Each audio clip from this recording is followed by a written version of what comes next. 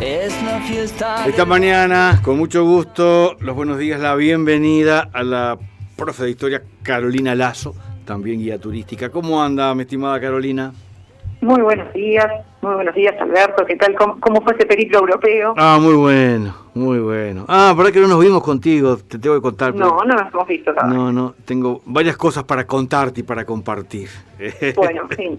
Y hoy vamos a ver un pedacito un poco europeo también de nuestro Montevideo. Al cerro nos vamos hoy. Que tenemos. Al cerro nos vamos. Exactamente, Bien. que tiene mucho que ver con algunos de los lugares también que visitaron recientemente. Sí. Y por supuesto, esas calles tienen un porqué. Esos nombres de países en el cerro tienen un porqué y algunos de ellos fueron los que ustedes visitaron. Dale, ya nos metemos en el cerro, pero antes que nada, ¿cómo estamos para el sábado 14? Muy bien, esperando, todavía no viendo el clima, pero esperando que sea un día soleado para salir a caminar por la Blanqueada, para pasar por algunos lugares de ese 8 de octubre que tiene tanto de historia y que, por ejemplo, vamos a pasar por dos lugares muy interesantes que tienen que ver con nuestra historia educativa, como es el Grandon, como es el edificio de la Universidad Católica, pero también pasando por lugares que marcaron en esa parte de la historia más triste, pero que marcaron la resistencia, como la iglesia que allí se encuentra con sus marcas de la memoria, como también puede ser un lugar identitario de este Uruguay, ya no de Montevideo, como puede ser el Club Nacional de Fútbol también, este cuadro que trasciende el barrio, claro, que caracteriza toda una hinchada muy importante dentro del país, pero fuera también. Bien. Yo estaba un poco anunciando, quería tú, como hacen en el Parlamento, mi estimada Carolina, ratificación o rectificación. Estaba diciendo que es un recorrido de unas 15 a 20 cuadras, más o menos. Aproximadamente. Ahí sí, está. Sí. Y que nos va a llevar un par de horas en principio, una cosa así. Sí, 2 horas como y siempre, media. vamos caminando a paso tranquilo y observando, recorriendo lo que es la zona y lo que son unas cuadras, que tal vez las hacemos en unos minutos. En un paseo lo vamos haciendo con otros ojos, un poco con ojos de turistas también en nuestra ciudad. Claro. Y aproximadamente ese es el tiempo que nos puede llevar. También contamos con que el público se recuerde en esos lugares y transmita también su experiencia. Sí, por supuesto. Que eso es muy importante porque así el paseo se vuelve constructivo para todos. Claro. Y esas personas seguramente que nos acompañen tengan sus historias en esa zona también. Y eso enriquece mucho siempre estos recorridos. Y ese es un atractivo que lo hace único. Sí. Además con partes tan interesantes de la ciudad, que los vecinos nos transmitan y nos cuenten también, genera un aporte que no se encuentra en los libros. Claro. Es importante que también se le dé su importancia. Bien. Sí, estoy pensando que vamos a pasar frente a la Midu. Por ejemplo, y la Midu tuvo, tú que hablabas de la resistencia, un gran hito a propósito de la resistencia. Tuvo puntos de contacto con el número 1 de la comunicación radial ayer, hoy y mañana, José Germán Araujo. Justamente ¿Sí? A días de su cumpleaños. Sí, es cierto. Estoy pensando que tal vez pueda sumarse para que nos dé algún titular quien estuvo al frente de la Midu. Bueno, van a haber sorpresas también. Ya te adelanto que el sábado 14, Luis Julien, nuestro hombre crítico de cine, ya anunció, va a llegar más tarde al video 18, porque va a recorrer también con nosotros aquí la Blanqueada. Genial. Los esperamos y es importante eso, que también, más allá de las sorpresas, sí, puede alguna otra de las participantes aportar algún dato, algún recuerdo, y eso siempre suma. Entonces, también es eso, si quieren ir, bueno, acá fui parte de, claro, no solamente el escenario, yo hablaba particularmente de la iglesia, pero hay varios escenarios de resistencia en toda la ciudad, y que está bueno que la gente que participó de esos escenarios de resistencia sea parte y los cuente, porque de esa forma no se olvidan y quedan, más allá de del trabajo que se hace para recuperar las huellas específicamente de determinados lugares. Sí, es cierto. Bueno, todo esto, gente, es el sábado 14, a la hora 10. Si tenés algún problema con tu computadora, Carolina, No está en el Bueno, recorrido. sí, ya está. No, te cuento En cualquier porque momento. no, te cuento porque Gabriel Aliskevich, nuestro hombre experto en estos temas, también va a acompañarnos en la recorrida. Le llevo la computadora. No, tanto no, pero hay una consulta entre cruzando de una vereda a la otra le puedes hacer a lo mejor. Claro. Bueno, nos vamos al cerro, te escuchamos con mucho gusto. Atención, Bueno. gente, recorrida rumbo al cerro. Tenemos el gusto. Se ha incorporado como columnista formal todas las semanas aquí en la Rueda Mareando. Ha estado siempre con nosotros en distintas instancias. Ya hemos hecho recorrida por los barrios. Ha sido nuestra anfitriona, por ejemplo, en este periplo que nos llevó a Rusia, a las capitales del este. Bueno, nos honró compartiendo parte de su conocimiento en lo previo a la banda viajera Mareando. Pero el sábado 14 la tenemos aquí en La Blanqueada. Y hoy en recorrida por la preciosa Villa del Cerro. Muy bien, bueno, hoy tomamos Carlos María Ramírez y pasamos hacia la otra parte de la ciudad, comenzando o continuando por la parte oeste a uno de los barrios más importantes en cuanto a lo que tiene que ver con determinados temas, como por ejemplo el de la inmigración. La Villa del Cerro, lo que hoy se conoce como el barrio Villa del Cerro y que está unido a la ciudad desde 1913, comenzó como un barrio, como un pueblo aparte. La zona de esta tan particular que tiene, que está caracterizada por el cerro, es un atractivo y es un punto de mira desde el siglo XVI, de aquellos españoles, portugueses que navegaban por el Río de la Plata, por la bahía de Montevideo, divisaban de alguna forma se le llamaba monte, pero es una elevación del terreno. Para esta zona es una elevación importante, pero hablamos de 148 metros sobre el nivel del mar, que estaba con una exploración importante de rocas de gran dureza. Si nosotros recorremos el cerro, vamos a poder ver un terreno muy irregular, que si bien con la urbanización se ha ido transformando, pero que en algunas calles o por algunas esquinas se afloran piedras, aflora una roca metamórfica, podemos, para hacerlo con nombre más científico, que se endurece y que sobre eso fue que se construyó un poblado. Como les decía, esa zona fue habitada desde el siglo XVI y a partir del siglo XVI y XVII, y ya podríamos decir que al inicio del XVIII, esta zona, ese monte, era denominado de varias formas. Por ejemplo, una de las más antiguas es Monte Sexto de este oeste. Y empezamos a contar cómo venían ellos entrando al Río de la Plata. Otra definición habla del Monte Vili, que sería un monte viene de montaña, como con una forma de sombrero. Otra denominación habla de Monte di Eu, de los portugueses, Monte de Olló.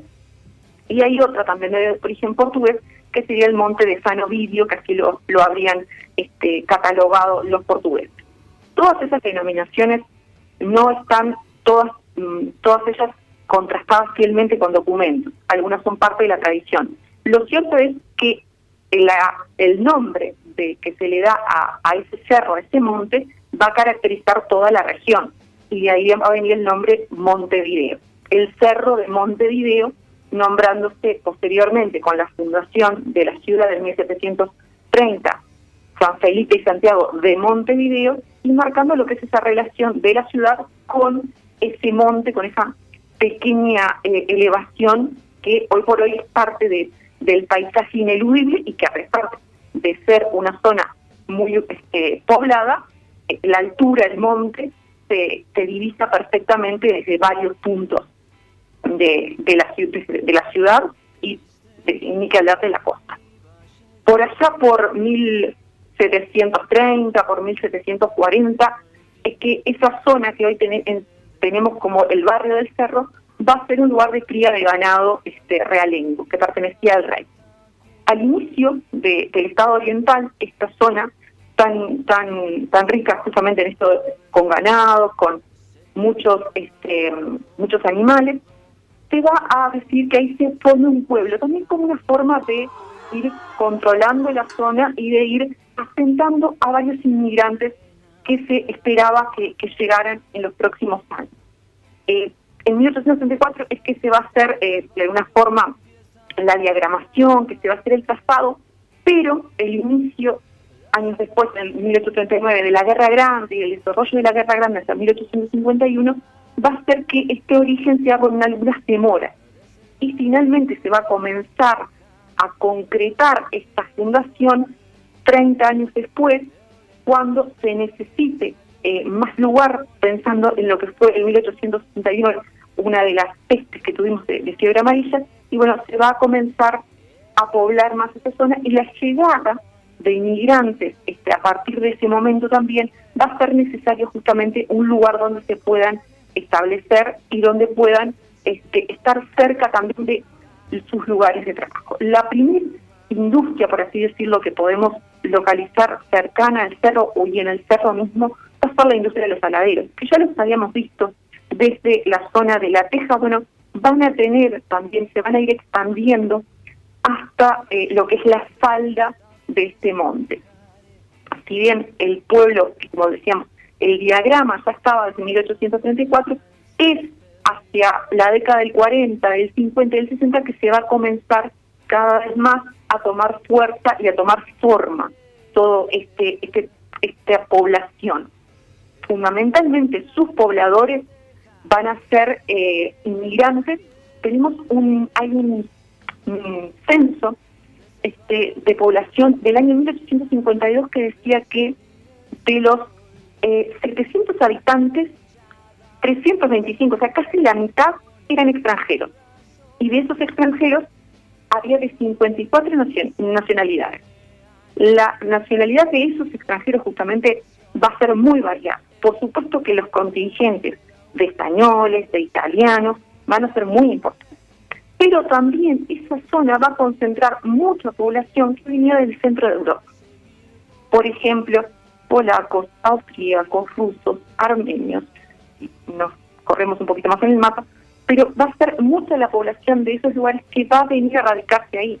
Todavía hoy, si uno hace un mapeo, no solamente de las calles del cerro, sino de los apellidos que se pueden encontrar en el cerro, va a ver que hay muchos apellidos de inmigrantes, con muchas K,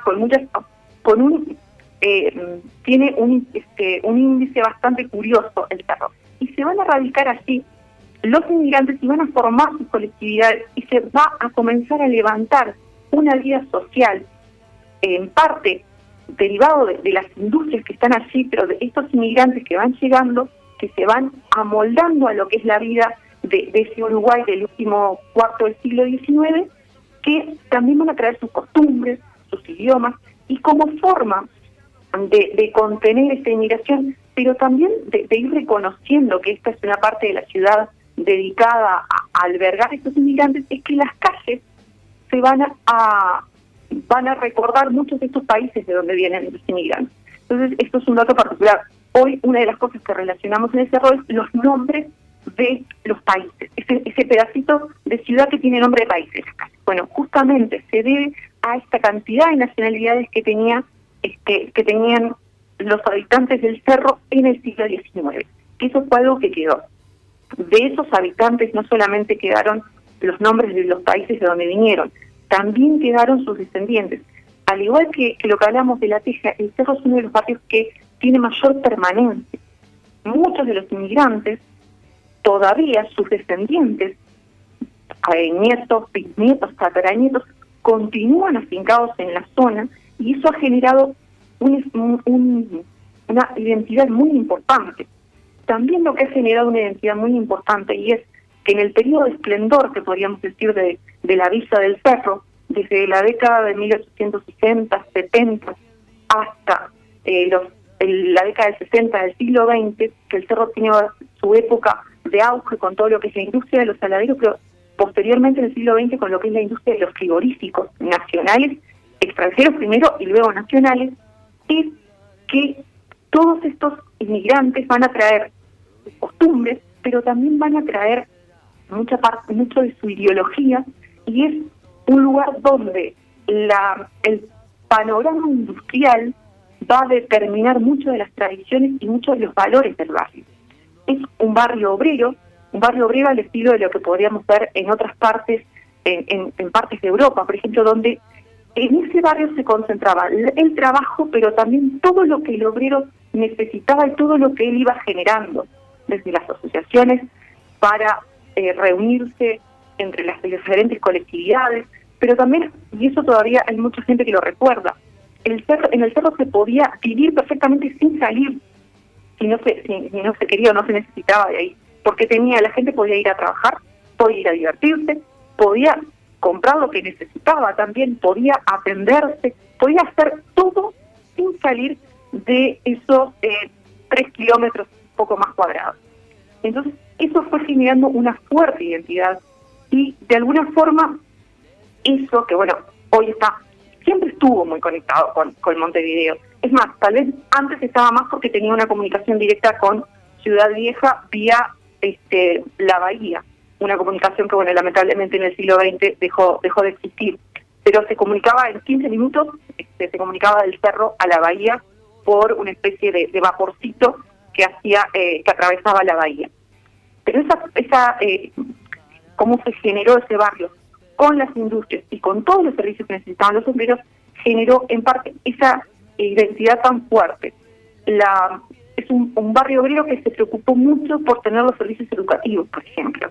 En el siglo XIX prácticamente no existían escuelas y es a partir de la necesidad de los inmigrantes y como forma también el Estado de alguna forma adherirlos a esta tierra en lo cultural, es que también se formaron escuelas, en el siglo XX liceos, y ellos tuvieron un empuje muy fuerte porque los inmigrantes, más allá del valor del trabajo que traían, también traían muchas costumbres y algo muy importante. En el entorno de esas fábricas, el saladero y el frigorífico como ejemplo, pero también había otras fábricas que tenían que ver, por ejemplo, con las conservas, con otros productos, muchos de ellos productos de comida, vamos a decir así. También comenzó lo que es la lucha del trabajador por las reivindicaciones. Les decía que en un primer momento las industrias frigoríficas, herederas de los saladeros, eran, por ejemplo, del capitalismo norteamericano. Recordemos, por ejemplo, el frigorífico Suiz, el frigorífico Montevideo, el frigorífico La Uruguaya, que luego pasó a ser frigorífico nacional, y todos estos frigoríficos, bueno, concentraban miles de obreros, pero también la tradición que ellos traían, las ideologías, por ejemplo, la ideología comunista, anarquista, socialista, también hizo que se comenzara ya en el temprano siglo XX a valorizar lo que eran las condiciones de trabajo y a reclamar condiciones de trabajo dignas. Fue uno de los primeros lugares donde el movimiento obrero fue tratando cada vez más de hacer partícipe a la sociedad de sus luchas y de demandar mejores condiciones de trabajo. Por ejemplo, algunas de las huelgas se registran ya temprano siglo XX, 1911, 1916, 17, 1929 también. O sea, es un barrio de mucha conciencia, pero que se enfocó mucho en lograr unas condiciones dignas de trabajo, que eso fue de alguna forma como un boomerang que se comenzó a repartir por todo Montevideo. Cuando comienza la crisis en los años 50, el cerro va a tener un papel preponderante. Es allí donde el núcleo fuerte de la lucha por esta crisis económica que comenzaba a azotar el país, va a tener un centro justamente de denuncia de esa situación, pero también de lucha frente a lo que van a ser los atropellos a los derechos en los 60, ni que hablar de los 70. El Cerro es un barrio de resistencia obrera y también de fuerte militancia, lo que les decía, en los que son los partidos, por ejemplo, comunistas, socialistas, anarquistas también. Entonces, es un barrio muy interesante porque comienza desde el origen mismo vinculado a lo que son las industrias, y a partir de la llegada de inmigrantes también, que vienen a trabajar en esas industrias, también comienza un sentido de pertenencia y un sentido de lucha por condiciones dignas de trabajo que son muy importantes de recordar. Ni que hablar, en la época de la dictadura, el cerro fue un bastión de militancia y de resistencia, y el hecho de ser una comunidad que desde algún momento se podía ver como cerrada o tan compacta, también facilitó mucho que ellos se pudieran organizar. Es un barrio, o era y es, un barrio donde la organización gremial, donde la militancia, donde todos los recursos que se necesitaban para poder luchar y reclamar estaban armados. Es una red social muy importante que tenía justamente a partir de estas colectividades inmigrantes que se unían con el propósito de luchar por una vida digna, pero también de alguna forma no olvidar su patria, su tradición. En el cerro dejaron múltiples lugares donde esa tradición se puede ver. Por ejemplo, hay un crucero gallego, hay diferentes monumentos, nombres que quedaban en sus calles, y de todos esos vecinos selecciono uno que me parece que es muy importante de evocar, que es un inmigrante del siglo XX, que es José Gurvitz, uno de nuestros grandes pintores, que fue un vecino que vivió, llegó muy chiquito de Lituania, pero que vivió, creó y dejó en parte de sus cuadros también las imágenes del cerro. Gurvitz es un hijo de inmigrantes lituanos, llegó, se estableció con su familia siendo muy chico y posteriormente formó su familia en el cerro y siguió vinculado a él, hasta su muerte, su temprana muerte. Es de alguna forma uno de esos artistas, pero no es el único, podemos encontrar varios que eligieron al cerro como punto de su vida y de su obra.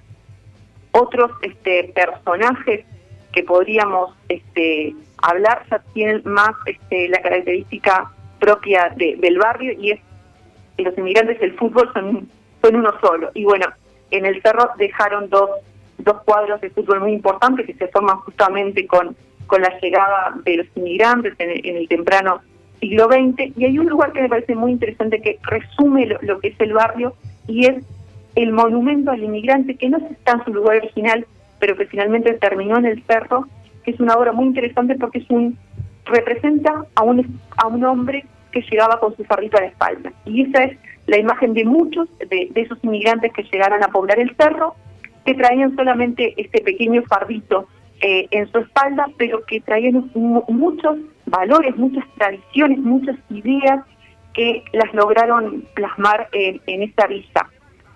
Otro de los personajes, quizás vamos un poco más con lo que tiene que ver la actualidad, es por ejemplo, estoy pensando en la música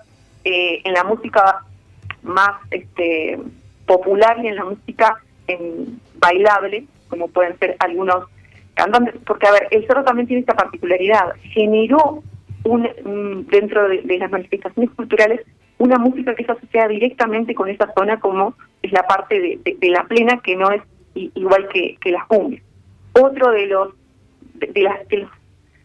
lo que podemos ver por el cerro que quedó, por ejemplo, de aquella época, y paso a otro deporte, es el Club de Golf del Cerro. Es un club de golf de los primeros del país y que tiene que ver con lo que les decía de las frigoríficas suizas de origen norteamericano. O sea, mucho de lo que traen los inmigrantes va quedando y se va transformando y son parte del patrimonio contemporáneo, pero mucho también va quedando en la memoria de los habitantes. Algunos de los caminos principales, por ejemplo, como les decía, llevan los nombres de los lugares, pero más que nada también es importante rememorar que en ese espacio hay una tradición muy importante que en muchas oportunidades tal vez, vamos a decir, no se pierde, pero se deja, que se camufla, vamos a decirlo de alguna forma, con lo que es el resto de Montevideo, pero que tiene su particularidad. Me gustaría, si te parece, Alberto, en el próximo encuentro, sí, ver puntualmente algunos personajes del cerro, para no irnos hoy demasiado bien, extendido. bien. Porque es un barrio que tiene muchísimo. Totalmente. Y quisiera hacerlo especialmente de esa forma, ¿te parece? Me encantó. Muy linda la charla.